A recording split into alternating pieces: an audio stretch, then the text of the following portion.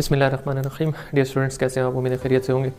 हमने प्रॉब्लम से स्टार्ट किया था अपना ये कंप्यूटर साइंस का जो चैप्टर 1 है उसको, और अब तक हमने क्या किया वो हम देख लेते हैं। सबसे पहले तो हमने प्रॉब्लम जो था उसको आइडेंटिफाई किया। प्रॉब्लम को हमने आइडेंटिफाई किया, उसको डिफ़ाइन किया, और फिर उसको डिफ़ाइन करने के बाद, उसको आइडेंटिफाई करने के बाद हमने उस प्रॉब्लम को अंडरस्टैंड किया था with the help of 5 W's strategy. तो ये अब तक हम कर चुके हैं। अब हमने प्रॉब्लम को डिफ़ाइन कर लिया, स्पेसिफाई कर लिया, उसको अंडरस्टैंड कर लिया। अब हम उस प्रॉब्लम को सॉल्व करने की तरफ चलेंगे। डियर स्टूडेंट्स, अगर हमारे पास एक सिंपल प्रॉब्लम हो तो उसको हम बड़ा इजीली सॉल्व कर सकते हैं, लेकिन अगर हमारा प्रॉब्लम कम्प्लेक्स होगा तो उसके लिए हमें कोई ना कोई स्ट्रेटजी जो है वो यूज़ करनी पड़ेगी। तो आज हम प्रॉब्लम के सॉल्यूशन के लिए जो मुख्तलिफ स्ट्रेटजीज़ यूज़ कर सकते हैं उनको देखेंगे। तो जो स्ट्रेटजीज़ हमारे सिलेबस के अंदर हैं वो मैंने आपके सामने लिस्ट डाउन की हैं। 4 हमने डिस्कस करनी है। पहली है डिवाइड एंड कनकर, दूसरी है गैस, चेक एंड इम्प्रूव, और तीसरी है एक्ट इट आउट, चौथी है प्रोटोटाइप।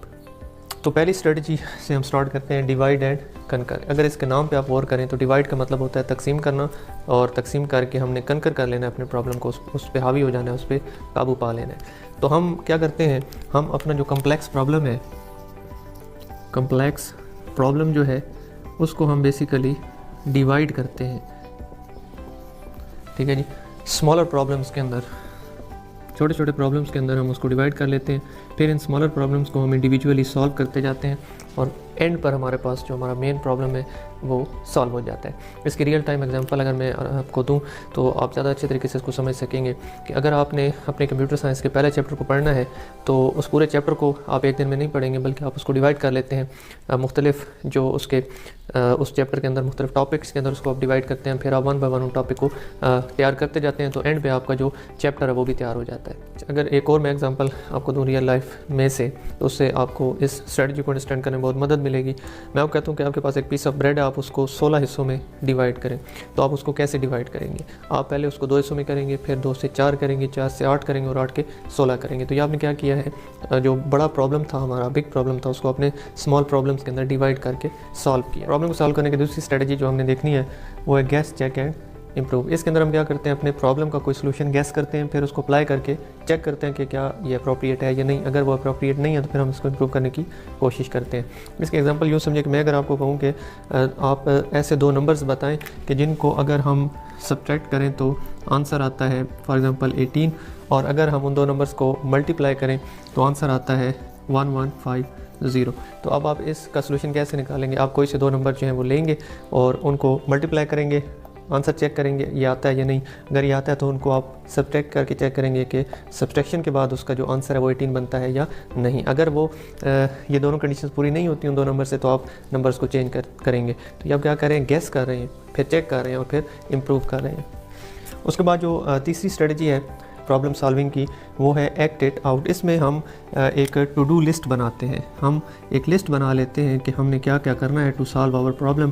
फिर हम उस तरतीब से उस लिस्ट के अकॉर्डिंग अपने अपने टास्क परफॉर्म करते जाते हैं। एंड पर हमारा प्रॉब्लम सॉल्व हो जाता है। ये जो टू डू लिस्ट है हम डेली लाइफ में भी बनाते हैं कि आप अगर शॉपिंग करने जा रहे हैं तो आप एक लिस्ट तैयार कर लेते हैं कि आपने क्या क्या चीज़ लेनी है। तो आप उसके अकॉर्डिंग जो है वो अपनी परचेजिंग करते हैं, ख़रीदारी करते हैं, शॉपिंग करते हैं, और आप अपना जो टास्क है उसको कंप्लीट कर लेते हैं।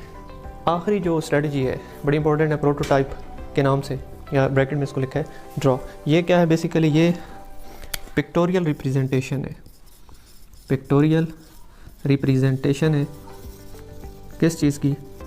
हमारे सॉल्यूशन की। इसमें हम जो हमारा सॉल्यूशन है उसको एक पिक्चर की फॉर्म में हम पोर्ट्रे करने की कोशिश करते हैं, और ये फाइनल सॉल्यूशन नहीं होता, लेकिन ये सॉल्यूशन के कंपोनेंट्स को अंडरस्टैंड करने में हमारी बड़ी हेल्प करता है ये प्रोटोटाइप जो स्ट्रेटजी है। इसकी एग्जांपल अगर आप देखें तो अगर जब आप मकान बनाते हैं तो आप क्या करते हैं, सबसे पहले जो आर्किटेक्ट है या सिविल इंजीनियर है उससे जाकर आप नक्शा बनवाते हैं, या सिविल इंजीनियर जो बड़ी बड़ी बिल्डिंग्स बनाते हैं, रोड कंस्ट्रक्ट करते हैं, तो वो पहले पेपर पे एक उसकी प्रोटोटाइप एक पिक्चर ड्रा करते हैं, फिर उसको प्रैक्टिकली बनाते हैं। तो ये आपके पास प्रोटोटाइप की एग्जांपल है।